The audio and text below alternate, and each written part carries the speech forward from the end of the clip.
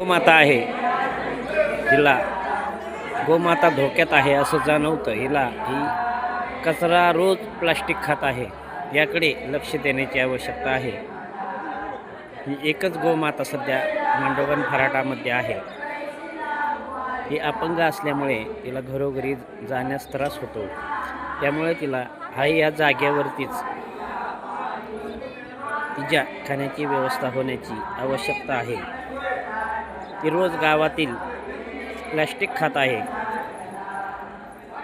तिचं दुसऱ्यांदा ऑपरेशन करणं हे तिला न परवडणार आहे. पूर्वीच तिचा एक भव्य मोठं ऑपरेशन झालेलं आहे आणि ती पहा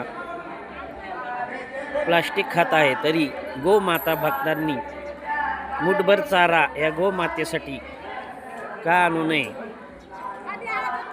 एक मुठभर आपला चारा हा या गोमातेला प्लास्टिक मुक्त करू शकतो. ही रोज प्लास्टिक खात आहे,